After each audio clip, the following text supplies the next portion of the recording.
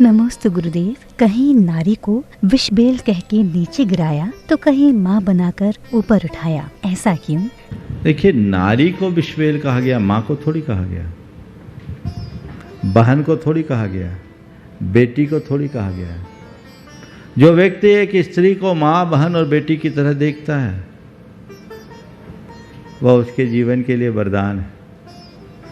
और जब व्यक्ति को इस स्त्री को स्त्री, माँ, बहन और बेटी की तरह न देखकर और दृष्टि से देखता है तो आप खुद सोच लीजिए उस व्यक्ति की दृष्टि क्या है। और कोई स्त्री किसी की माँ, बहन और बेटी के रूप में आई है, उस समय उस स्त्री की क्या भूमिका है? माँ, बहन और बेटी, और ज़्यादा है तो पत्नी। इसके अतिरिक्त और किसी रूप में कोई स्त्री आती है, आप खुद बता दीजिए वो क्या है।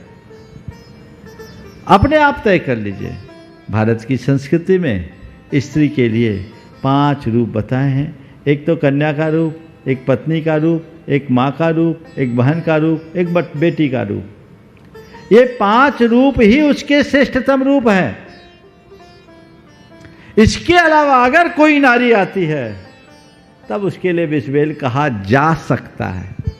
मैं तो कहता हूं अगर नारी विषबेल है तो उसमें उगने वाला फल वो भी विषफल ही होगा ना, समझ गए? और मैं एक बात और कहता हूं, नारी संतान को जन्म नहीं देती, माँ संतान को जन्म देती है। माँ हम सब के लिए आदर्श है, बहन हमारे लिए मंगल है, कन्या को मंगल कहा गया है, ये भी तो हमें समझना चाहिए। तो ये जो दृष्टिकोण है, भारत में स्त्री को देवी का रूप दिया गया।